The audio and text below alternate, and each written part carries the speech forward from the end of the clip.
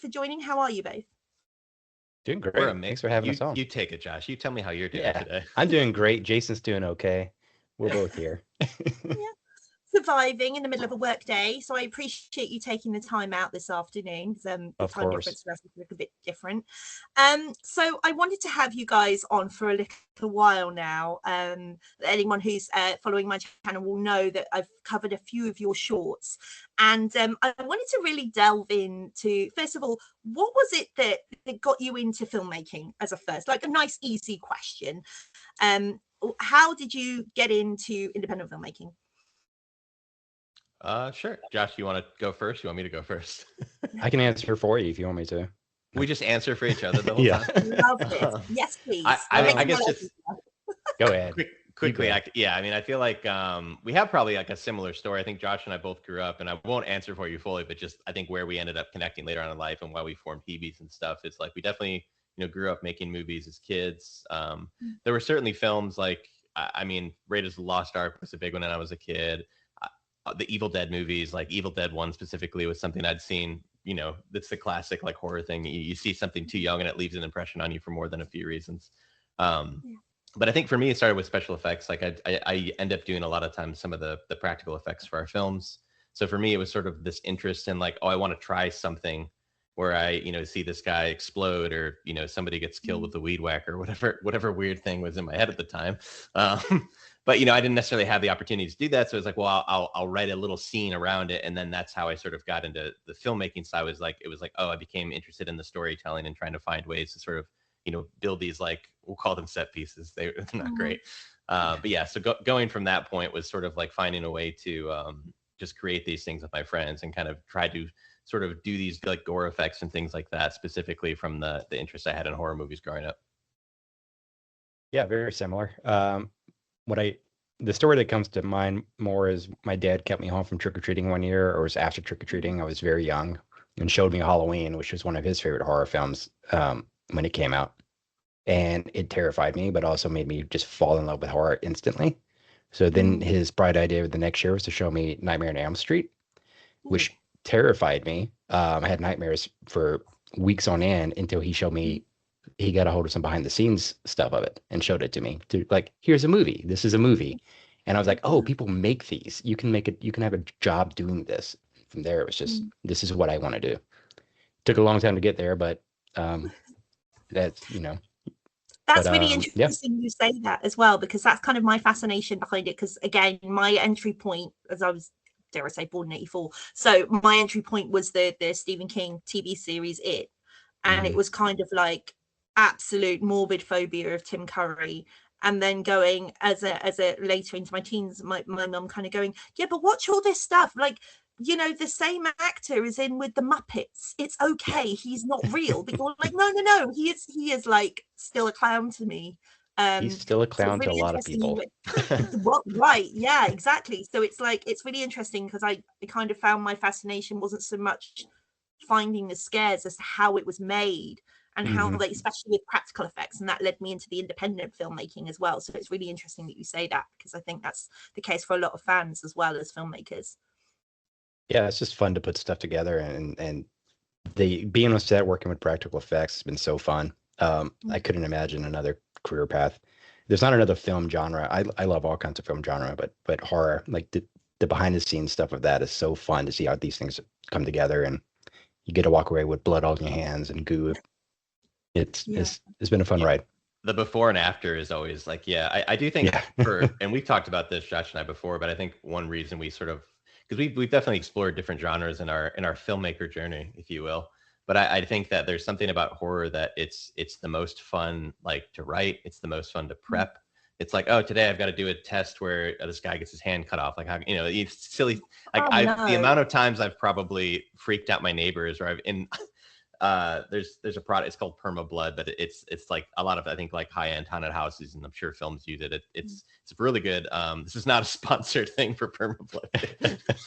But the story is like, one of the films we did in the last couple of years, this film called Tapestry, where there's like this bloodied up tapestry. So I'm just like in my backyard, spat, blood, and then it's out to dry, like it's got to be in the sun. So it's just in the middle of my backyard where like many people can see it. And I'm just like, I wonder if anyone's ever you know, they don't know me well enough to know I didn't, you know, make movies or things like that. They just sort of mind their own business or how that goes. But yeah, so doing that and then shooting the film and then posting the film, I think it's just it's fun all the way through. And I think that's why we continue to explore horror. There's just something, even just like the research, like some of the most fun in writing is research, and you know, getting to like fill your Google search history with things that probably have the government, you know, putting you on a list. So I was going to say, you're going to get a rapid knock at the door any minute now. We get SWAT teams, helicopters, the whole nine. You see the camera feed cut out, you know why. Yeah, that's it. This will be used in court. Actually, this will be a great open for a found footage one day. So right, there we go.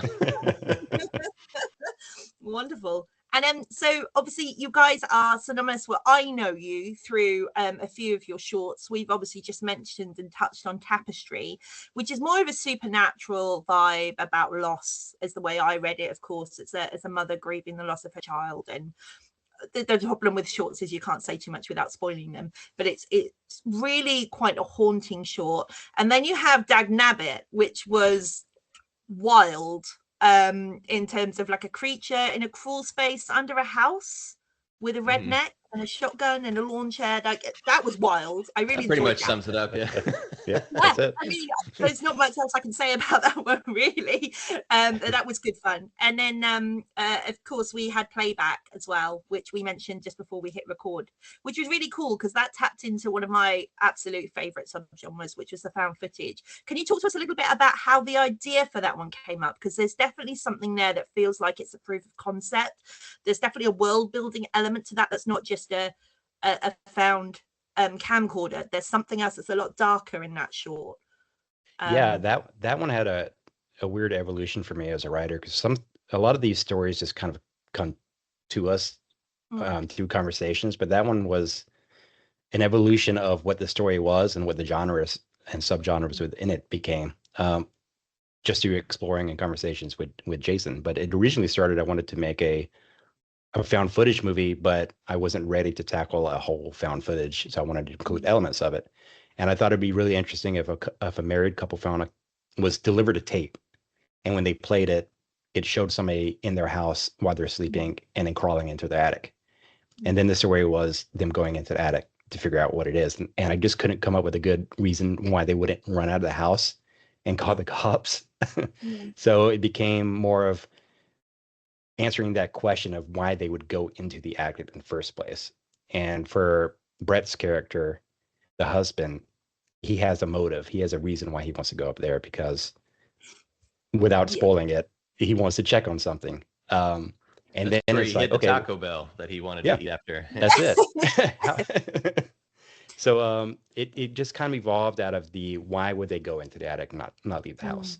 And that story just kind of naturally came out of there. And then it just became the idea of, I grew up in a religious background, Southern Baptist church, where we're taught fire and brimstone, and the book of judgment, and everything you ever do is being recorded and will be played back to you one day. And I found that a very interesting idea of everything you've ever done is going to be unveiled. You can't hide, you can't keep a secret, you can't hide things forever. And that kind of got evolved. The story evolved into what that meant from a supernatural perspective. And I think that's really all I can say without getting too deep you're into teetering on that territory. fine line there. It's really interesting actually. You mentioned that as an inspiration as such, because now I can see where that was coming from, because when you know the twist, as you say, it's kind of like, how did you jump from this to that? And it feels very much like the film is flipped on its head in such a quick fashion that you're so caught off guard. You go, oh my God, that's brilliant. Like, I'm glad you say that, and it worked out, because the whole time I'm like, is this going to play? Like, I'm playing with like 3 different genres throughout a short film, and I like it. I like how it came out. I'm glad that you did. You're the first person to have seen it outside of our friends and family, which because you reached out, you saw the trailer and you reached out and said, I'd love to watch this, and we really appreciate that. So thanks for doing that. I'm glad you liked it. Yeah, no, as I say, found footage is kind of the found footage mockumentary, and now the screen life after Post in 2020 and kind of Unfriended before that is kind of my real thing, because I feel that for me as a subgenre, and I'm glad you guys are playing in that space a little bit as well, and kind of twisting the conventions of that subgenre a little bit as well, because that feels like very much the one thing that really throws you into a story in horror. You can be as much of a voyeur as you want to be in terms of a camera following a character, but you're still very much removed. Whereas if, like, for example, with body cam, I know it wasn't everyone's cup of tea, but having the police found footage on that person, you are that person walking into that scene, and that's for me is probably one of the most effective things you can do as a consumer, to feel like an audience member as part of the film. It was really clever, and the twist again, the narrative, it was great. Thank you. I love that genre so much, and we've been talking about doing found footage for a minute, and we just haven't come up with this story that really hit it home for us. So coming up with this and having the, like, I can use elements of it to kind of practice what that medium can do was fun. Yeah. But also, like, being that character, like you said, like filming those scenes through an analog camera made it creepier on set. Like, there were moments in that film that we wanted to go further with stuff, and I turned to Jason. I'm like, I don't think I can do the rest of this scene the way that it's written. Like we should probably just stop, right? And he's like, yeah, I think it's pretty unnerving already. So it really sucks you into it in that format. I would love to keep dabbling in found footage. We just got to find the right story. Definitely, and it's always the case with found footage. It's kind of like I think a lot of people, the conception is that it's actually, the preconception is that it's almost like an easy way out to scare people, but it's really hard. not. You have to have a reason for that camera to be there, because otherwise it's just people picking up a camera. And it's the same thing with the editing of it. You have to be so careful that you're not editing it into something that doesn't feel like it's found. It's then just a documentary that is pieced together. It could be any other film. It's quite a really nuanced way of filmmaking. It is. And were there any challenges you found with that as well? Sorry, sister. Well, Jason edited it, but I think that I could answer this question really easy, but it would spoil it. But the reason behind the camera and the footage and the tape and all that was my out of why is it being recorded. That was an easy way for me, because even the characters are like, "What is this?" They don't know how this is happening. So that was kind of my cheat, I guess, my out. But it was also what made me interested in the story in the first place, is answering that question of why this thing is happening to a certain extent. I don't want to, it's a short film, so leave some stuff up to the imagination. But we've had more challenges, I think, trying to come up with a feature film for found footage. We've had like 2 or 3 ideas that we've talked to on and off. And I don't know, Jason, how do you feel about it? It's just hard to kind of find that core reason of why the tape's on, what's the story, and how are we going to put it all together. We haven't cracked it yet, but one day I think we'll do it. Yeah, I think it's oftentimes it's tricky. I think horror in general gets that kind of reputation from, like, and I don't mean this necessarily in a negative way, but I do think some people, like filmmakers or audience, like, oh, horror, that's like an easy genre to tackle, or that you just gotta, they think of like the slasher thing, or you just gotta have a spooky thing, go kill some people for an hour and a half. And obviously there is that side of it, and that can be really enjoyable and fun. And then like it can extend and branch off into dozens and dozens of things. And I do think there's a big challenge, and like just in the way I always find it's interesting, because, and we've done some horror comedies as well, where horror and comedy, like, as different as they are, they're like very similar, just in sense of like, I mean, what you talked about, like with pacing and things like that, where like, I mean, some of that you can have spooky stuff on screen, but that doesn't make it scary. Like sometimes it's all about the buildup, and then I obviously there's a whole conversation about, jump scares and things like that, and how to get away from just, hitting your audience with a very loud noise and things like that. It's funny too, because I think what's interesting to me with like the idea of a jump scare, like that editing timing too as well, and you do see it a lot more often now in modern horror especially, is you will have that build up, but then there won't be a payoff. So you're left waiting for the payoff, which makes you more tense, because when you thought it was going to be there based on, that little thought in your head of like, oh, this feels like we're timing up to a big nothing. I don't know. I love, and I'm an editor by trade, so I feel like I could go, on and on about like the theory behind timing and this and that. But I do find that to be some of the most challenging, is really like, when you set up to shoot it. And Josh and I are both, I mean, Josh is an editor as well. So I think with a lot of the shorts we shoot, we tend to write our screenplays like editors. We're not doing a lot of coverage. We're having pretty specific, shot lists and things where we're not to say they can only be edited one way, but we definitely narrow down like our approach. And then some of that comes down to like resources and timing. Like, right, we're an indie film company, something that we might, want to budget out for 3 days. Like, oh, we really only have the budget for a day for this. How can we make that happen? Can we make that happen? And sometimes that's just, being specific and sort of doing all that homework beforehand. So anyway, all that to say, I think there's a lot to be said about, figuring out, as filmmakers, how to really fine tune those scares to make sure that, they're doing what you want them to do.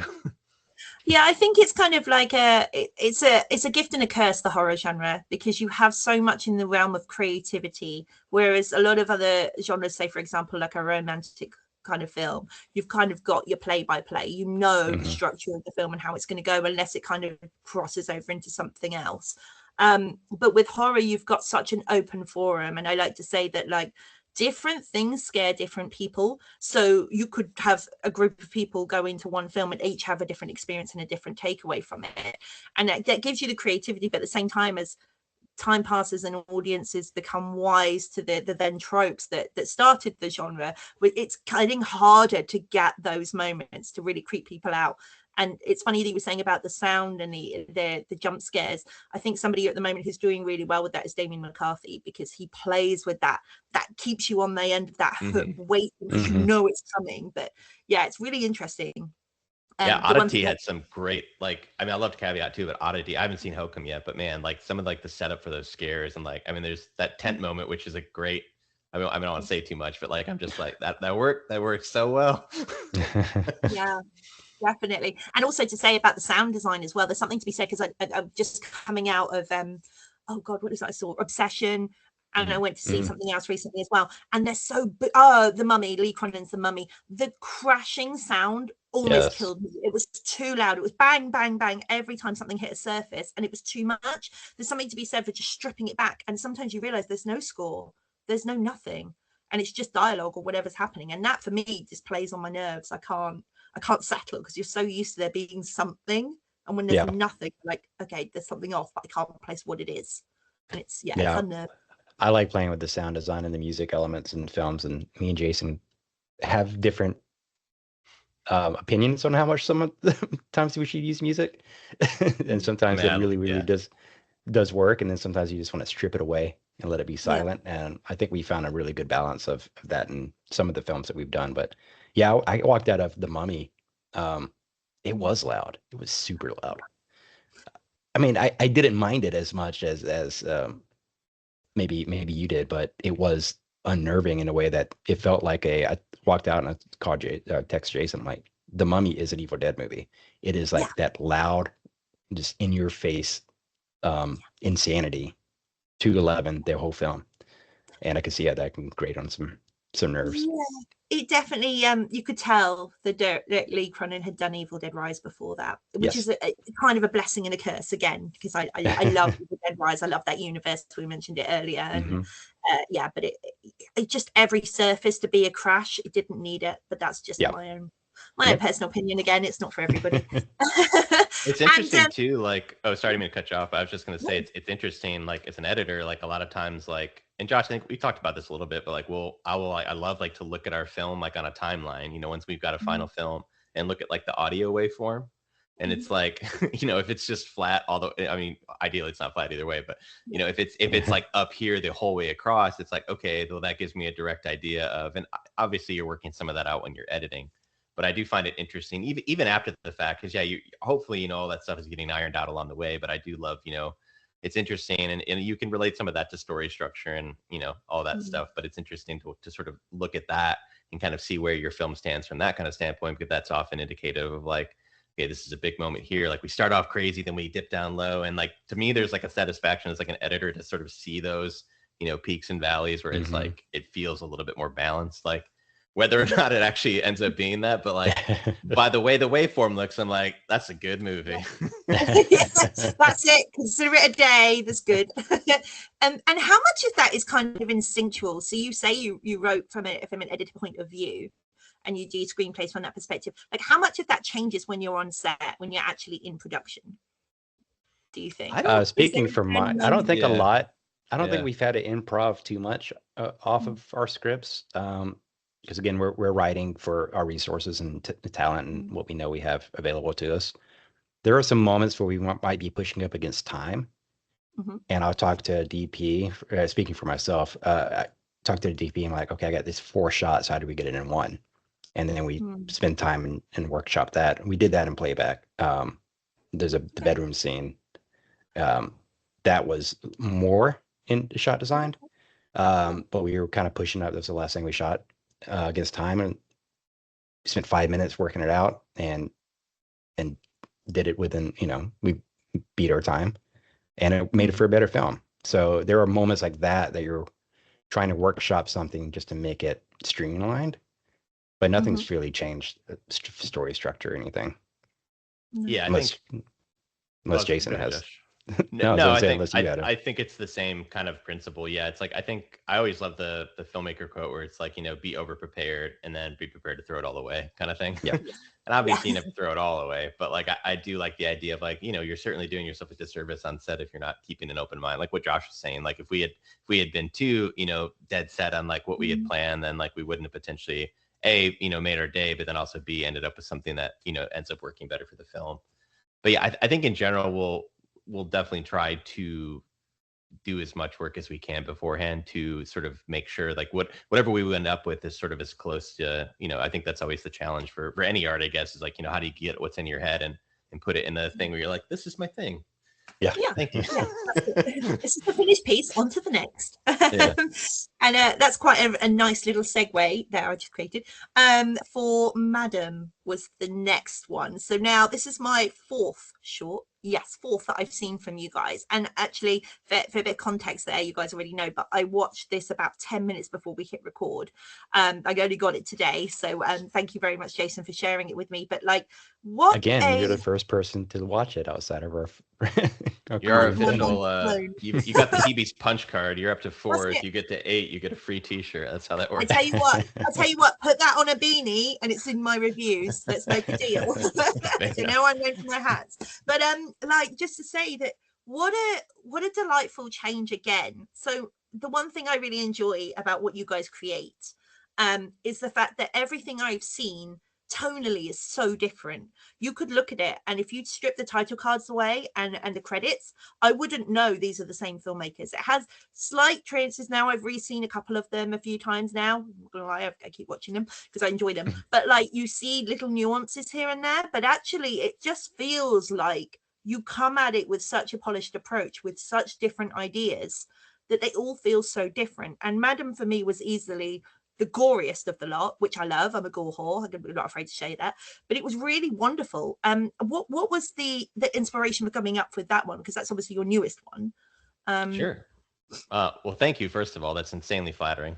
It's true. Yeah. I don't say anything I don't mean. So yeah. It's tricky. Like it's interesting too, because like I mean, as filmmakers, we're definitely challenging ourselves to play in different spaces, and like I mean, sometimes for selfish reasons, like I want to use these shorts to figure out what it is I really enjoy doing, so that when we do make the feature, that we're going to spend a significant amount of more time on. It's like we want to like hone in on those exact things we love about filmmaking and horror and this and that, and like focus on those. So yeah, we're always trying to like keep it in the genre, but like try a different brand. And that's what another thing I love about horror so much is that you can do that. Like you can take it to such extreme lengths of like every corner, and it's still a horror film, but it does all these different things. So Madam was, I mean, literally starting with that. Like I had not done a movie that I had just like a horror villain, like I think as a horror film, like you always want to figure out like who's your Pinhead or your Freddy or your Jason. And I was just trying to think that the short itself was a very different story before it became what it was. As I'm sure that's most people would have a similar approach, but like the idea of, I guess, where she came from actually is inspired by, we were talking a little bit before this about our love for the old arcade shooter House of the Dead. Yes. And there was one that I used to play as a kid called Carnival, and there's a boss in there called Evil Marie, and she's kind of like a Marie Antoinette Victorian kind of thing. And it was, I've always like that would be like the one video game, if somebody was like, if you could take anything, I'm like, oh man, I'd make a live action Carnival. So definitely, I mean, especially if you look at them side by side, you go, oh yeah, the inspiration is totally there. Yeah. So as far as like how she came into play, I think I was just looking to find a way to. I love doing shorts that are, you know, minimal dialogue. Like we had done a horror comedy called The Hell with You. It's just like wall to wall dialogue. But normally I tend to do stuff that's a little bit more like absent of dialogue, because I like just the idea, especially with horror. Like, and as an editor, it's fun to play with the pacing of just like music, you know, and how those things orchestrate. So the idea for it primarily came from just this desire to make a horror villain. And then like I feel like once you sort of come up with an idea of how you want them to look, the next thing is like, all right, what are their like abilities, or what are their rules? Like I think that, you know, the best ones always have some set of rules they play by or whatever. It's like, you know, Freddy, like, you know, hurting you in the dream kind of thing. So that's kind of where that story, I guess, developed. And I'm being wishy-washy in the way I talk, because I feel like it's, again, we talked as a short, it's kind of hard to talk about everything without. I feel like I'm just going in circles. But essentially, this ghost is like, she plays like a game with you, and it's sort of like, can you beat her in her own game kind of thing. So and that was sort of representative. Like I feel like sometimes in screenplay writing, you come up with the story first, and then you sort of figure out the themes or what it means to you. And that's also part of directing, I think, where, okay, I've got this setup, I've got these characters, I kind of know what happens. Like, why is this important to me?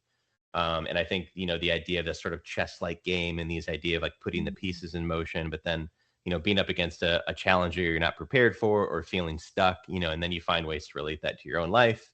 And I think as an art, like I work a full-time job as an editor, and then, you know, Heebies is sort of like what we're trying to, eventually maybe it'll be a full-time.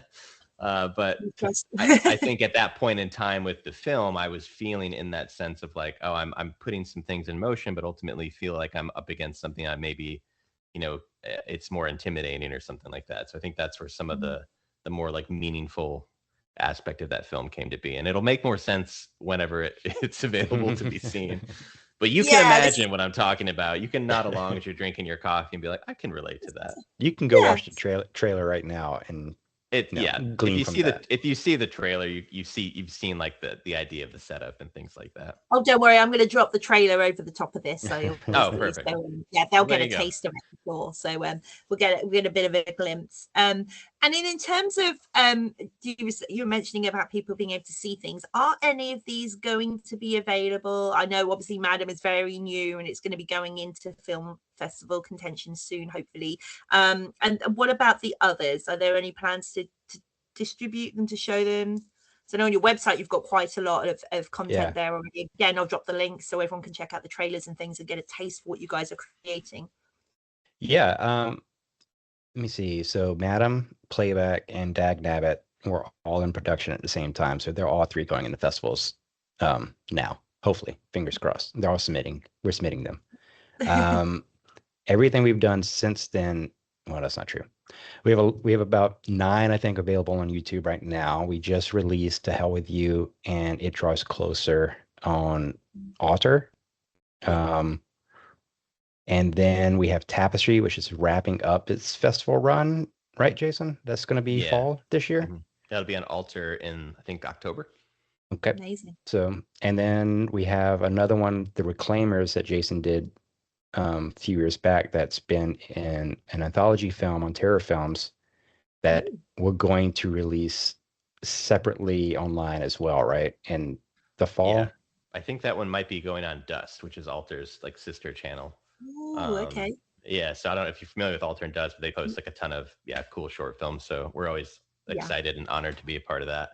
But that's always my lunchtime go-to when I've got like a little break in respite and work. I'm like, I've got 20 minutes. Let's throw 4 shorts on from Alter and just YouTube and just keep it streaming. It's it's a wonderful resource to have that there.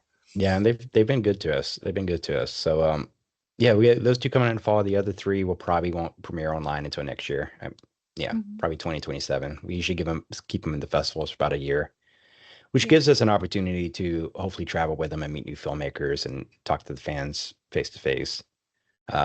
We originally planned on making these 3 and just putting them online throughout the year, but we liked them so much that we figured let's travel with these this year. So we'll see. Maybe I can convince Jason to do a couple more and just put them online, because I like seeing the fans. I like just having these conversations about hiding what the story is about. Just direct them to it. it's a tricky conversation to have because you just really want to get into the nitty gritty of them. And I think we will revisit this when they're online, those three in particular, because as I say, they form the trilogy, right? So that's your trilogy, those three.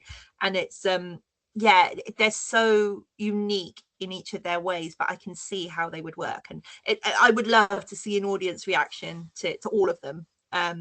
Just play them back to back and just like Heebie Jeebies, but Dagnabbit would be wild. Like that's a drinking one for sure. I need a beer and some popcorn for that one because that's good fun. Yes. Yeah. That one was fun. We were actually in pre-production on Madam and Playback. And throughout our pre-production meetings, we both had a similar idea that we were talking about. And then we just turned that into Dagnabbit. And then in the middle of our pre-production, we stopped and made this movie because it was just too fun to do. And, you know, cast and crew were available. So we just got together and made it over a weekend and then went back to pre-production on the other two. So we didn't mean to do three. They were decided they just kind of came out of nowhere. But then we have a trilogy and we can make it look like we planned we We're calling it the Terrible Fate trilogy.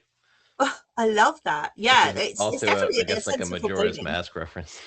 We just they're definitely it's interesting too because like I think it's always Dagnabbit's pretty fun. Playback and Madam are maybe a bit more bleak, but it's really fun. I think honestly getting to go out into the festivals and stuff too, like I mean a lot of times it's fun just to meet people and like I mean some of the best moments I've had as a filmmaker is just being in the audience, you know, unknown to whoever, just so you can get that like unbiased, you know, raw reaction, you know, where, you know, no one's there to like owe you any favors or anything. Like you're just getting to watch it with like the audience you made it for, you know, and see where you screwed up.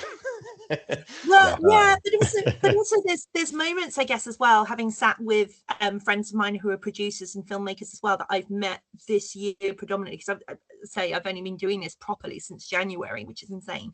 But having that experience and meeting people in person and sitting with them in an audience, they take away something new with each audience that they perhaps overlooked.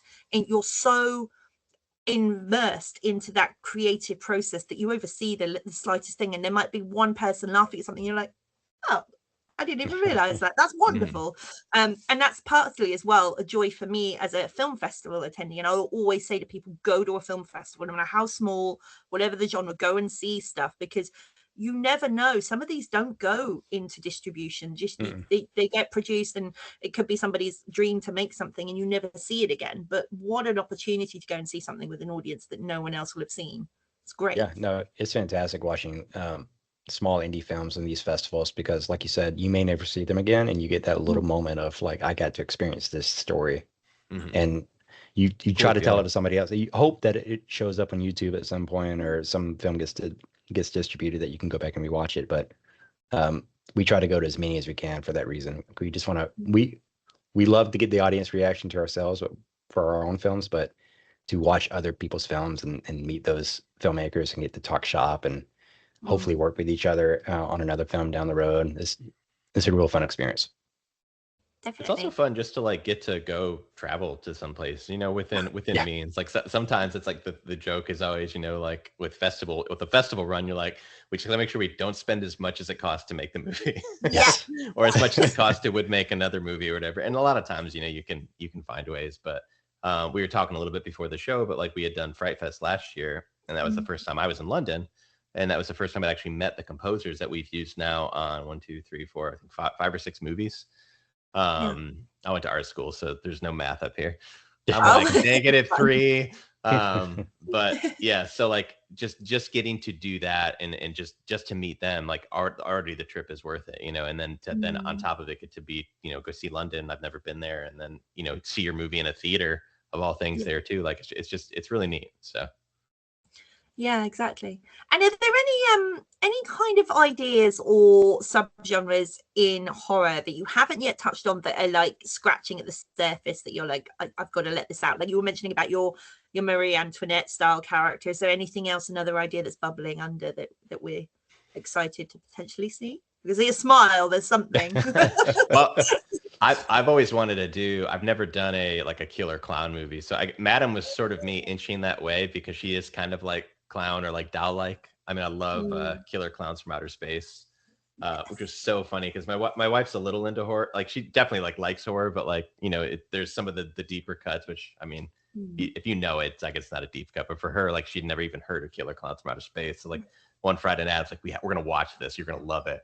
And like 30 minutes, she's just like, "What are we watching?" Like the greatest horror movie ever. Is that you telling me you're gonna go between that and Street Trash and just throw loads of neon at us? Is that what you're telling me?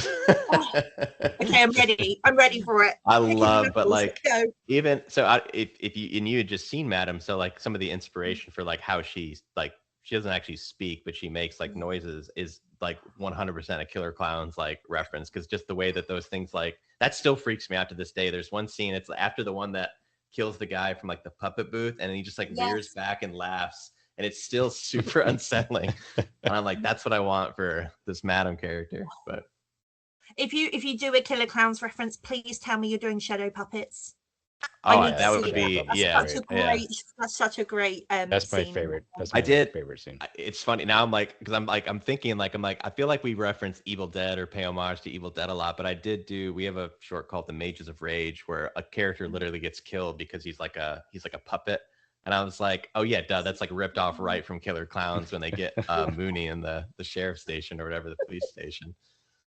Well, yeah. So that's another one that we rip off besides Evil Dead. Josh is Killer Clowns. That's okay. We'll get the lawyers on. So we've got the police raiding your house because of the blood on the rugs, and then we've got the lawyers in for IP. Fabulous. Perfect. Great. No, I love it. Somebody's cutting grass outside my house right now, so I'm sorry if that gets annoying. No, you can't hear it. I don't even hear it. No, okay. I can hear nothing but. Oh no. I'd like to. Jason's played in this subgenre, but I haven't. I'd like to do a sci-fi horror. I wrote one a few years back that I really wanted to do, and then a little movie called No One Will Save You came out, which was very similar in plot. So I shelved it. That happens quite a bit with some of our shorts. It is and I watched it upset, and then I watched it and I was like, oh, he did a better job. Oh, that was really good.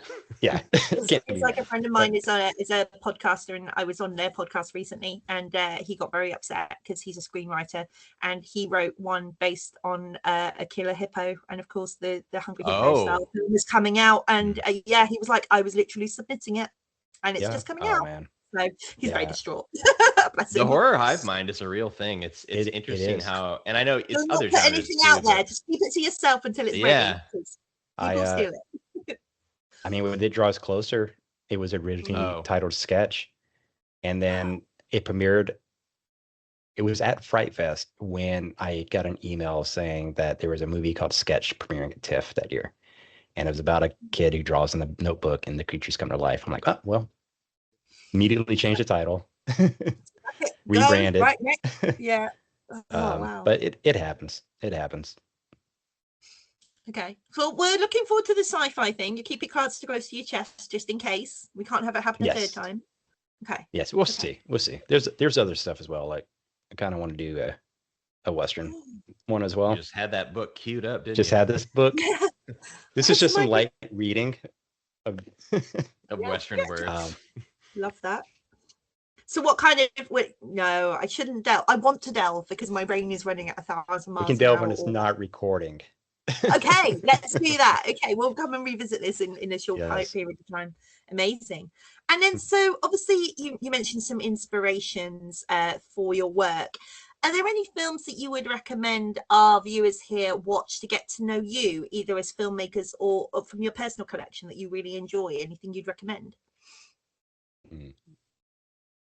I have like just films that I've enjoyed, like the films, I guess the horror films that shaped me. Evil Dead was a big one. Evil Dead 2, I think specifically, just like that's my favorite out of all of them. Dawn of the Dead was a cool experience for me because I had a similar story like how Josh, where my dad it was a Saturday, just remember it like vividly. It was a Saturday night. It was like 1:30 in the morning.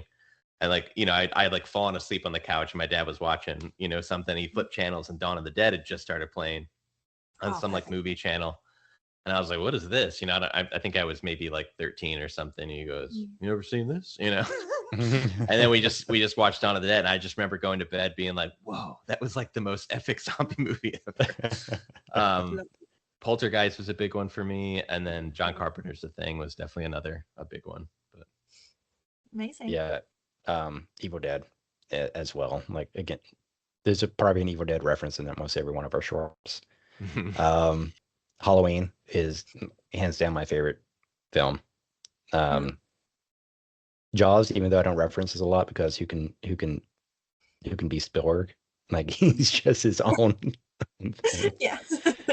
I like Asian horror a lot. J horror, I would say The Ring. Both versions of The Ring. Yeah, I can keep going on and on. Nightmare on Elm Street, like Wes Craven stuff, like anything Carpenter. You're speaking to the converted here. I'm a big J horror fan as well. A big Takeshi Miike fan as well. Yeah, like Happiness of the Katakuris is always my favorite because I love the way it plays with genre. I love horror films that aren't just one thing. That's like Evil Dead meets The Sound of Music, and it's bloody marvelous, and I love it. It's the wildest thing he's ever made. Yeah. I've rewatched a lot of there's some, I mean, obviously I'm playing with a haunted camcorder in Playback, so there's definitely a lot more J horror influences there. So I rewatched a lot of Asian horror in the past year to kind of get in that mindset. I forgot how much I love Pulse. Pulse is great. It's another one of those that keeps hopping up on people's hidden gem lists, and it gets to a point now where we're now midway through 2020s effectively, and it's like we're starting to think that the 2000s horror, you're like, oh god, is that now a classic? That's depressing. You know, right. It's true. Like, you know, you even think back to like Urban Legend is now a classic. Like, oh no, I'm not ready for that. Not ready. Great. Yeah, it's weird to think that some of those the films that we were sort of like that didn't actually shape us, but like we'd gotten into horror, and then we were starting to accept like what this new shift in horror was, and those are inadvertently doing the same thing we go back to, I feel like you go back to things too, like especially per project, you know, like I'm gonna go start watching like the project we're working on now, like it's a very specific genre, so we're like, oh, we're about to dive into this now, and it's fun to sort of rediscover things. Is this where the book reappears? We're gonna get the saloon doors fly. Josh is like, no, I'm like, yeah, it's a way. I have so many. I can pull another book real quick. Oh, here we go. No. Teasers are plenty. No, okay, all right, cool. I was wondering what you're reaching for. No. We'll keep it under wraps until we actually have something to tease, and hopefully that'll be soon. And are you still playing in the short form space at the moment, or are you working on larger, like kind of feature length projects? We are, I don't know. That's a discussion we've been going back and forth on. Is I love the short form format. I know Jason does too. It's definitely time to do feature work. We are working on feature stuff, but there's always an idea that we'll pitch. I'm like, well, let's just make it. Let's do it. I think I have 1 or 2 more shorts than maybe before a feature, but it wouldn't be something that sucks up all my time. Like I'm ready to get down and start making the feature. And then if you find something that we can do quickly and put it out there, maybe just put it on YouTube and not do a whole festival run with it, then I'd be down for that. But yeah, definitely getting back into stuff. Sorry, go ahead. Okay. I was going to say, I was just going to say that the one that I've seen that I would think would work best as a feature is Playback, because you have that twist that I can't mention. It leans itself into a wider space. I did not make wider concept. Yeah, I don't think I answered your question previously about it. No, it wasn't made as a concept for a feature, but after I made it, I'm like, this might be a concept film for a feature. So I do have an idea for that. I haven't written it out yet. It would be different. It would follow the same core concept, but it would be more, I don't know. It would be different. Okay. All right. We would take all the things that really work with the short and just abandon them completely. Exactly. Yeah. That's your cold open, and then we're just going to do something completely different, Monty Python style. Now something completely different. The short film would be in the movie. The short film could be a scene in the movie, but it wouldn't be.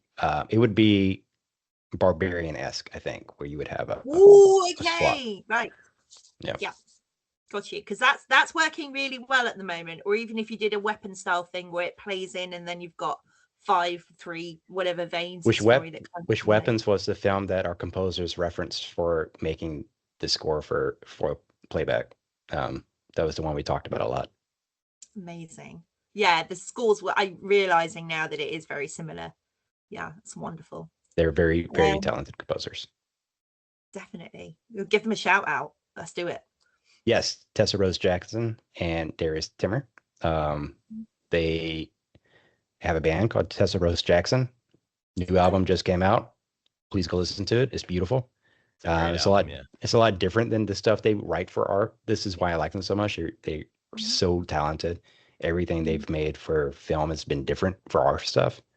Yeah. And their original music is like this beautiful, just beautiful music. And then they'll come back and just do the scariest shit for us.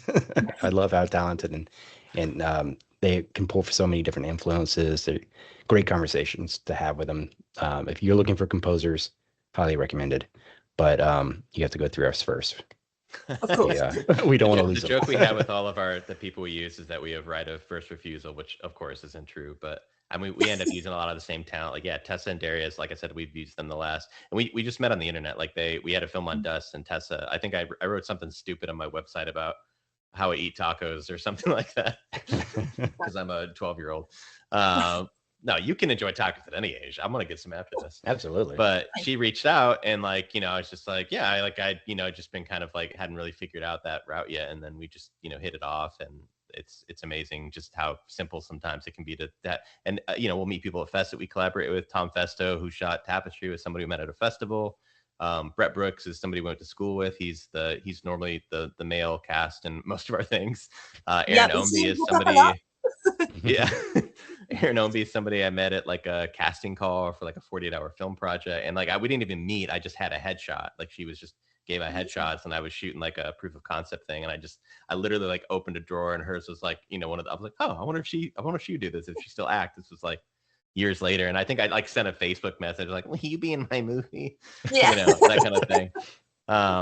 But yeah, Dagnabbit has Kyle Gazek, who's sort of been a frequent collaborator of ours. But over the years, I think we've had the good fortune of sort of building out a nice group of a nice team. But like first and foremost, friends, people we've either known or got to know that for whatever reason still want to hang out with us, or hopefully want to hang out with us.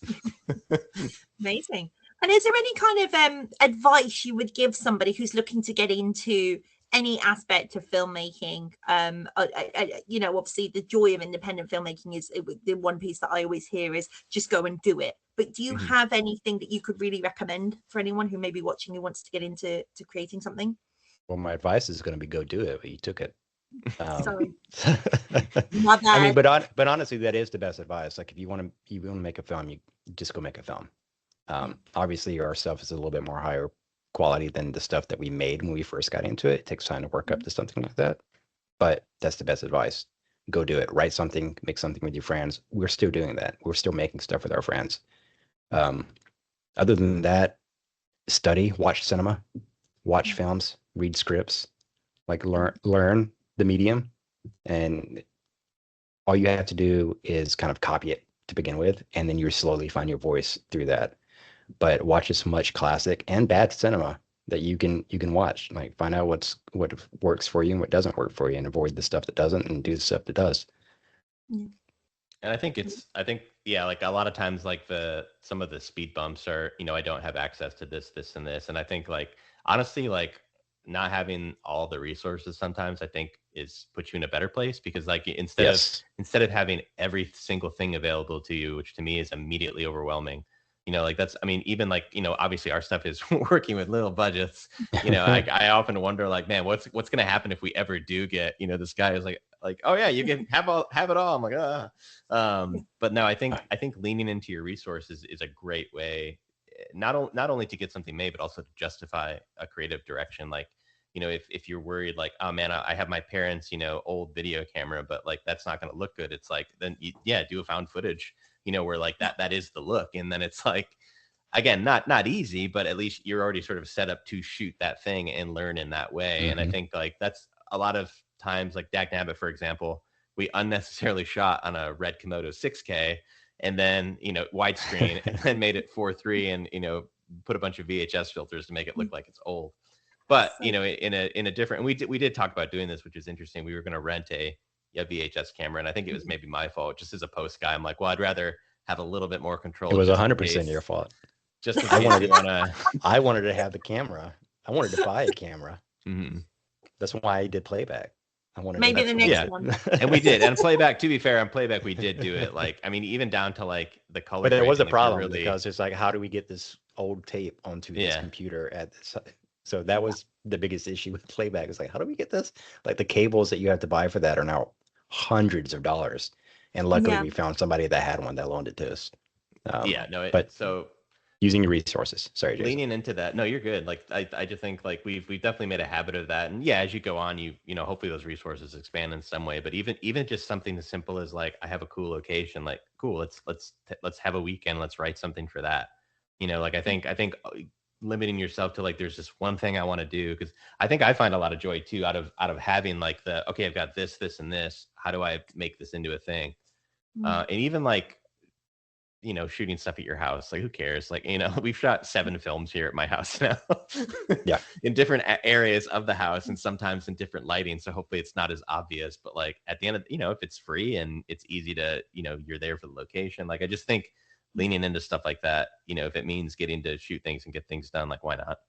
Yeah. Also find your tribe, like find your people. Go to, if you're lucky enough to get into a festival, go to it, meet people, find people who are like the same films you do, and go make something with them. Mm-hmm. Yeah. Like we wouldn't be able to do this if we didn't have this group, like all those names we name drop. Like if we didn't have those people, we couldn't do this. No, and I think, but then also treat them well. So they keep coming back. I feel like filmmaking is one of those interesting things where it often starts out as more of like a solo interest. Like when I made movies when I was a kid, like, I mean, I'm talking like early stuff, you know, where I'd have like my like Jurassic Park figurines, and I'd be, you know, like have them on fishing line or something, or I'd try to do stop motion, you know, where you're sort of like in your own element, trying to figure out like what you want to do in that. Because I do think there's an element where you can do, but I think ultimately, like, I mean, of course, filmmaking takes a village, you know, and it does rely on collaboration. It's like if you're only, you know, I just think it's one of those things where it's like you're manning like a pirate ship or something, where everybody's got a job, you know, in order to get from here to there. I don't know. And I think that's where a lot of the satisfaction comes from is especially working with actors specifically. Like I love, like Brett and Aaron are so good at what they do, you know, where I can just like, we have, you know, X amount of chats beforehand, but then by the time we get to set, we've already had all the questions. We've already done all the research. At that point, it's more about, you know, what we have time for as far as experimentation and exploring this, but they already know the characters.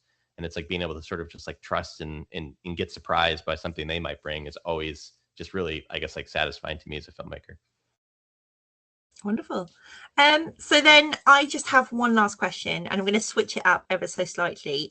So I like to ask guests to create a double feature with their feature films, but obviously yours are shorts. So if you were going to screen one of your 4 shorts that we have spoken about, not the predetermined projects that I can't talk about, if you were going to screen one of those with a film, what would you choose? To give us a bit of a taste of what these are, because obviously, unfortunately, our audience haven't seen them. So it's another little teaser for them.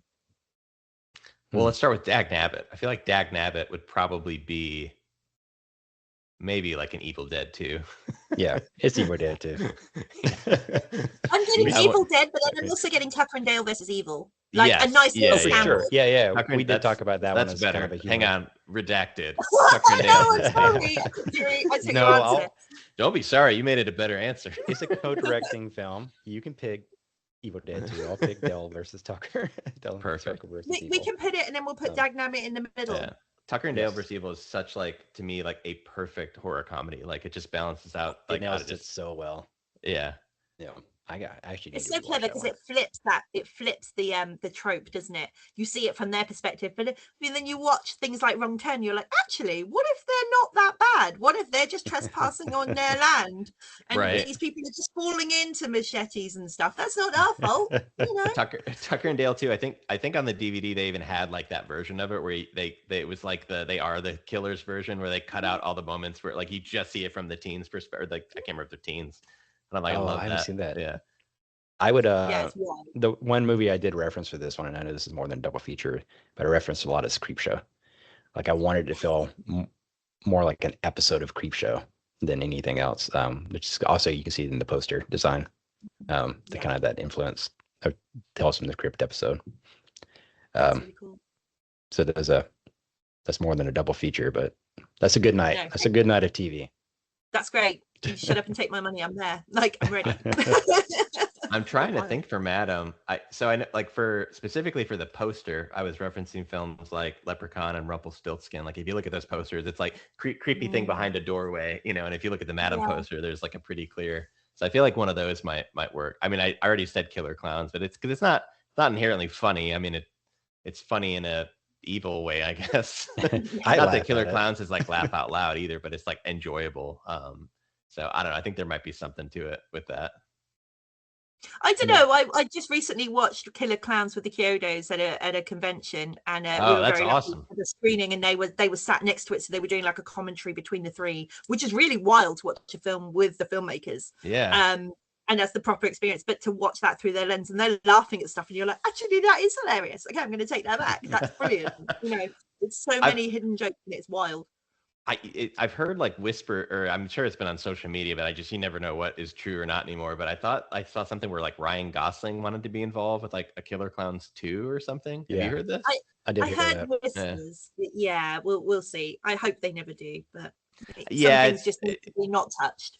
Yeah, I would agree. I feel like that's going to be, unless they straight up just like they use the suit, you know, they just go all, which I could see them doing. Like, I feel like that's what they would want to do anyway, but. The one travesty with that for me is the fact that, and don't get me wrong, I was a kid that kind of, we didn't get much of his over here, but the Ernest films that you guys would know, Ernest Bennett more than most of our stupid, yeah. Yeah, and then they used the Killer Clowns as the trolls in one of the Ernest films, and then you're like, oh, those beautiful costumes are now wasted. They're gone and fallen to the annals of time, and we'll never see them again. But I know, I'm sure they're. I've seen that like with like the Teenage Mutant Ninja Turtles, like somebody had like what they look like, and they're just all like not decomposed is not the right word, but yeah, more or less like deteriorated and like, which is like I wonder what those would look like nowadays. Yeah, I'm a big Joe Dante fan as well, and they've got one of the original Gizmos in the Planet Hollywood in New York, in Manhattan.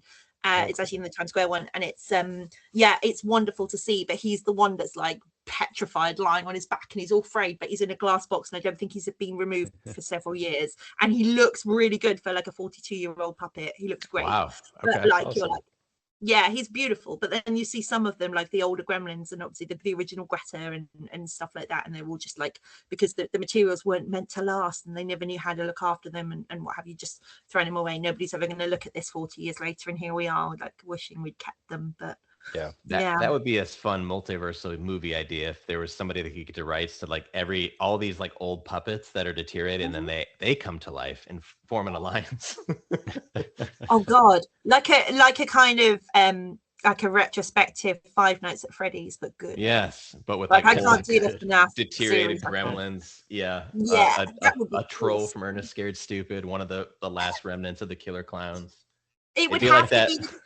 I was going to say it would have to be the Gremlin from Gremlins 2, where he's all gloopy in the floor, because how terrifying is he? Like that's the one, just like coming out of puddles, like I feel like that's the horror version of that like anti-drug thing that came out when we were kids, where it was like Michelangelo and Bugs Bunny, and like I can't remember what it was called. You've lost me there, I'm afraid. No, I'll send you a link. As a kid, it blew my mind. I was like, oh my God. Michelangelo's with all these like cartoon characters. Like it was like one of the first examples I'd seen as a kid of like a multiverse kind of like, and now it's like, I mean, the multiverse thing is, it's all over nowadays, but we've thought about how do we do one film to tie all of our films together to make it a universe and figure it out one day. We just say they are and just let people. Yeah, we just say they are. They're all connected. Yeah, all connected. Well, maybe Playback's the thing. Maybe that's the thing that binds them. They're all the haunted tapes of the. Ooh. I'm just writing it for you. Don't mind me. Yeah, welcome to Heebie's. Yeah. Yes, that's it. And then I'll program it with some decent films, and then we're all set. Yeah. Perfect. Well, great. Well, thank you both so much. I appreciate you taking the time. And again, thanks for the. I'm sorry. Do you not want us to hear Playback's double feature? Yes. Oh wait, I thought you already said it. Did I say it? I might have already said it. But no, I think we compared it to J-horror stuff anyway. Like probably The Ring. Shutter, something like that. But I'd be more interested in, after you watching it, what you took away from it, what it reminded you of, because it plays in a lot of different genres.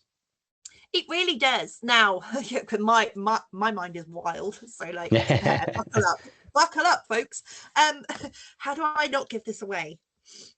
There were okay, so I got Creep at the Marketplace, kind of vibe.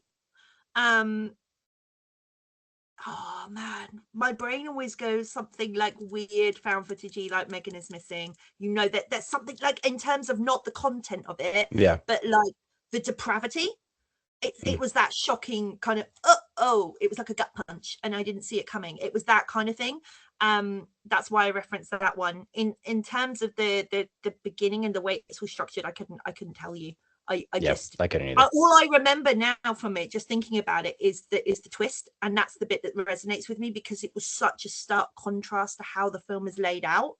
Yeah, that you're like, that's the memorable bit, and that's the bit that I could see world building on. Yeah, I could. Oh God, I really want to say something. You can't. You can say it after the record. Yeah. We're gonna go with Splash. I feel like that's a good. Splash is a great one. Pretty similar movie. Classic Tom Hanks playback. Yes. Wild, I didn't watch Megan is Missing until after we filmed this. It was somebody recommended it to me, and that's a hard watch. That was a hard watch. It really is. I remember watching it when it came out, and it was weird even now seeing it because I think it was 2011 thereabouts.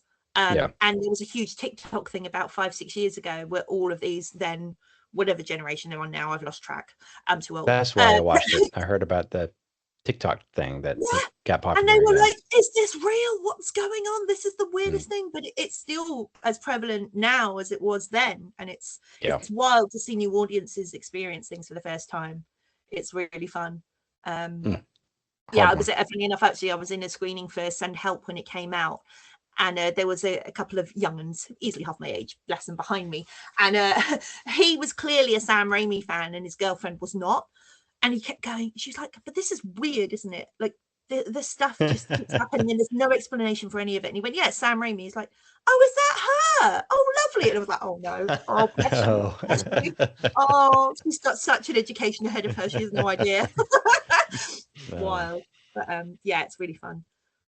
Great. Is there anything else before I wrap up? Because I'm running at a million miles an hour. Is there anything else you'd like to tell our audience about, or anything you'd like to highlight or discuss?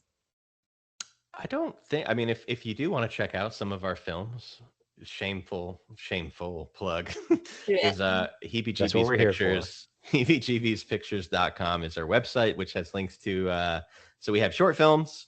We also have a podcast called Deep Dark Well, where we just kind of chat with some friends and colleagues that have been in our stuff, some festival directors, very similar to this, like very chill vibe, just kind of like, chit chat and kind of thing.